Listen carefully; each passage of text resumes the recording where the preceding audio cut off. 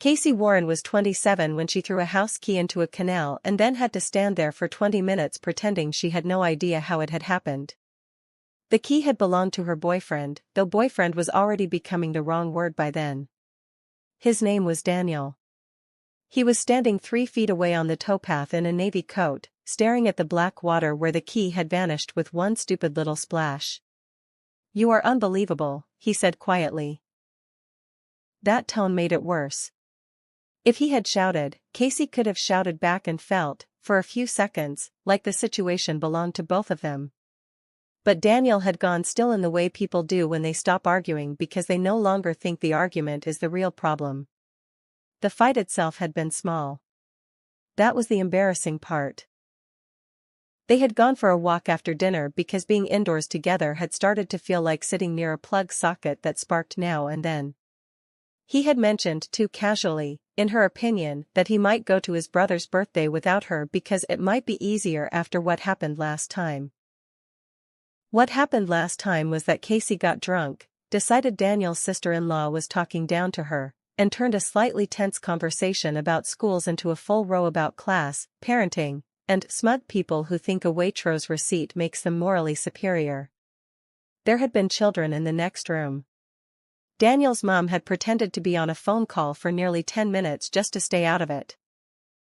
Now, on the towpath, Daniel saying it might be easier had landed in Casey's chest like he was quietly submitting evidence. She had felt the familiar rush, heat in the throat, ears ringing, thoughts hardening into certainty. He was embarrassed by her. He was choosing them over her. He was making her the problem again. Before any second thought could arrive, she had snatched the key from his hand where it hung on one finger and thrown it. Not at him. Not even really with a plan. Just away. Then came the splash, and the silence, and that horrible second where the emotional wave goes out and leaves your action sitting there in full daylight. Daniel borrowed a phone from a cyclist and rang his landlord. Casey apologized once, then again, then too many times in a row until the words lost shape. Daniel said very little. They got a taxi back to his flat. She waited outside while he buzzed neighbors until someone let him in. He ended things the next afternoon. Not because of the key alone. The key was only the latest object to discover it could fly if Casey was hurt quickly enough. Before that there had been a mug against a wall, her own phone cracked on a kitchen floor, a half-packed bag thrown down a stairwell, and enough words said in anger to stock a warehouse. "You don't just get upset," Daniel said when he came round to her flat with her charger and a jumper she had left at his. "You turn everything into an emergency." Casey sat on the arm of the sofa with her hands under her legs so he wouldn't see them shake. "I said I was sorry." "I know. You know I don't mean half of it when I get like that." "That's sort of the point," he said, not cruelly. "You get like that a lot." He looked tired more than angry. "That hurt in a different way. For a while I thought if I stayed calm enough, it would teach you how to calm down too," he said. "But it doesn't work like that. You just keep burning through whatever room you're in." That line sat in her head long after he left. At the time, Casey wanted to make him the villain because villains are useful. They give your mess a neat edge. But even then, in the ugly rawness after the breakup, she knew he wasn't wrong. Casey had always had big feelings and nowhere sensible to put them.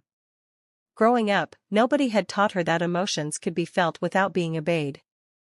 In her family, emotions were events. If someone was angry, everybody knew. If someone was hurt, the whole house had to breathe around it. There was no model for saying, "I feel this strongly, but I don't have to turn it into everyone's problem." Her mother, Denise, cried loudly, recovered quickly, and had the kind of temper that came in bright flashes and then expected forgiveness before the room had reset. Her father, Martin, was less dramatic but worse in some ways. He bottled things up until they came out sideways. Slammed doors, 3-day silences, sudden remarks designed to bruise. Nobody in Casey's house sat down and said, "Let's talk about what actually happened." They performed moods at each other until time passed. As a child, Casey learned 3 things very well: If you're upset, make it visible. If you're hurt, strike first. If you calm down too quickly, people assume it wasn't serious. By the time she was 14, she could start an argument out of a wrong look and end one in tears that were real enough to confuse even her. At school she fell out with friends in intense cycles, best friends 1 week, blocked and hated the next. At 16 she stopped speaking to a girl called Lauren for 6 months because Lauren went to a party without telling her, and Casey decided this proved betrayal at the level of a minor war crime. It would have been funny if it hadn't been so exhausting. The truth was, Casey was not cruel at heart. That made it all harder to sort out. She loved people properly. She cared too much, noticed tone too quickly, felt rejection before it had fully happened. She could be warm, funny, loyal, and sharp in the best way. People were often drawn to her at first because she made ordinary interactions feel alive. She was never bland. Never detached. Never half in. But the same intensity that made her exciting could make her impossible. At work she had rows with managers over wording in emails that other people barely noticed. In one retail job she left after a shouting match in the stockroom because a supervisor told her to watch the attitude, and Casey heard that as a declaration of war. In another, she spent 3 whole shifts convinced 2 colleagues hated her because they went for lunch together without inviting her, then confronted them both by the bins on break only to find out one of them had a dentist appointment and the other had only tagged along for a meal deal. Her oldest friend, Jade, once said, "Being around you can feel like walking through a room full of candles. Nice until one curtain catches." Casey had laughed when she said it. Years later, she still remembered it almost word for word. By 27, the pattern was obvious to everyone except Casey in the moments it mattered most. Afterwards, she saw things clearly. Always afterwards. When the adrenaline dropped, when shame came in, when she replayed the conversation and heard where things had turned. She apologized well, which was part of the problem. She was articulate, sincere, and often truly remorseful. People forgave her longer than they otherwise might have because she never seemed cold about the damage. But remorse is not the same as change. That was what Daniel had finally understood before she did. After he left, Casey spent 3 weeks moving between anger, humiliation, and self-pity. In one version of the story, he was weak and couldn't handle a woman with feelings. In another, he had judged her against his tidy little family and found her lacking. In the truest version, the one she could only look at in flashes, he had simply got tired of being hit by weather and asked whether he wanted to build a life in it. The thing that finally cracked her open was not the breakup itself. It was her niece's birthday. Her sister Emma had a little girl called Poppy turning 6, and the family all went to a soft play center outside Stockport because apparently modern parenthood included willingly entering brightly colored warehouses full of sugar and shrieking. Casey arrived late because she had changed outfits 3 times and nearly turned around twice in the car. She was trying. That mattered. She was trying to be easy. Cheerful. Not a problem. Then, 20 minutes in, Emma asked if Casey could maybe keep an eye on the presents while the cake came out because you disappeared last time and we all thought you'd gone home in a mood. The comment was light, almost joking. But Casey felt that old flare straight away. You disappeared last time. As if she were some known hazard. As if even here she was already being managed. What does that mean? She asked. Emma looked up from helping Poppy with socks. Nothing. Just, can you stay put for 5 minutes? I was asking what that means. Emma straightened slowly. Casey, not now. There it was. Not now. The phrase Casey had always heard as code for your emotions are embarrassing and inconvenient. Her chest went tight. She could feel the whole afternoon narrowing. Half of her knew she could still stop it. The other half, the older, faster, more practiced half, was already gathering evidence. You see? They all think you're unstable. Even your sister talks to you like a child. Say something. Don't just stand there. And she nearly did. She got as far as, "You always dash." Then Poppy ran up wearing a paper crown, grabbed Casey's hand, and said, "Auntie Casey, come see my balloon dog before Theo sits on it by accident on purpose."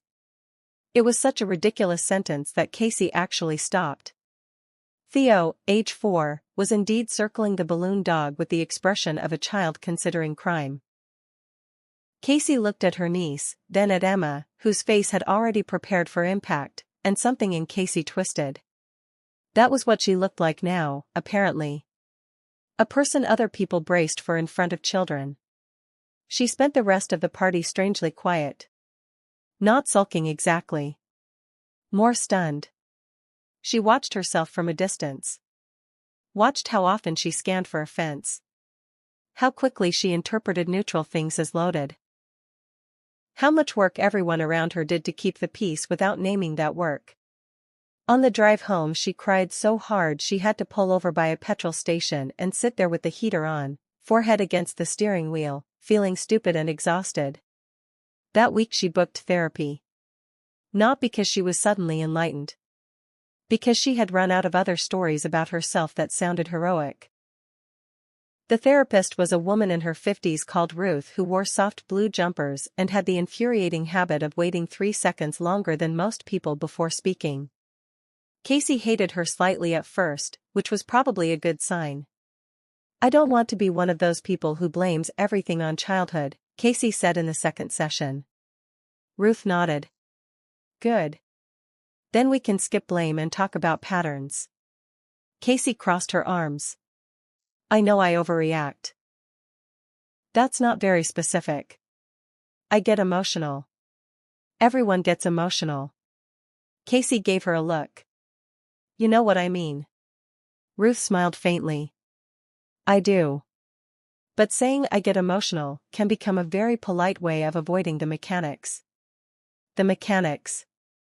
Casey went home annoyed enough to think about it properly. Ruth started teaching her things that sounded obvious until Casey tried to do them, naming what she felt before telling herself a story about why she felt it.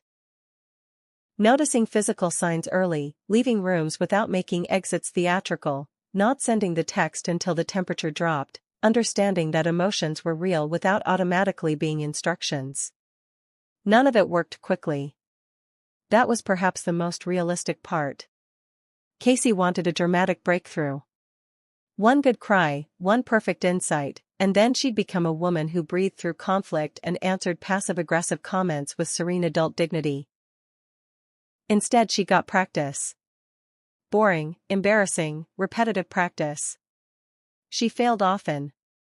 She snapped at a pharmacist because a prescription was delayed, then had to walk back in 10 minutes later and apologize to a woman young enough to look frightened by the whole thing. She got into it with Jade over a cancelled dinner and managed, at the last second, not to throw her phone, which felt like progress and misery at once. She sent one long, emotional message to Daniel at 1 in the morning, deleted it unsent, and then cried because even not causing damage still felt awful. Life did not immediately reward her for trying to improve. Bills still came. People were still annoying. Her mother still phoned to vent and somehow ended every call sounding like she'd been the one emotionally mugged. Work was still full of idiots who wrote per my last email as though sharpened by Satan personally. Then she met Ben. Not in a cinematic way. No dropped books. No dramatic collision in rain. He was the new deputy manager at the kitchen showroom where Casey had started working after leaving retail and deciding she needed customers who were at least pretending to be adults. He was 31, recently moved over from another branch, and on first impression looked like exactly the sort of man Casey would normally find bland. Fair hair, plain shirts, sensible shoes, no visible chaos. The kind of face people trust with mortgage paperwork. She mistrusted him on sight for that reason alone. Ben had a habit she found maddening almost immediately. Whenever things got heated, staff rota problems, awkward clients, showroom mistakes, he did not speed up. He slowed down. Asked one question at a time. Let silence sit. It made Casey want to shake him. One afternoon a customer started shouting because a custom order had been delayed again and the kitchen fitter was now threatening to move on to another job. Casey was already hot from 3 other problems and no lunch. She could feel herself loading up, apology turning defensive, defensive turning sharp. Ben stepped in beside her and said to the customer, very evenly, "You're right to be angry.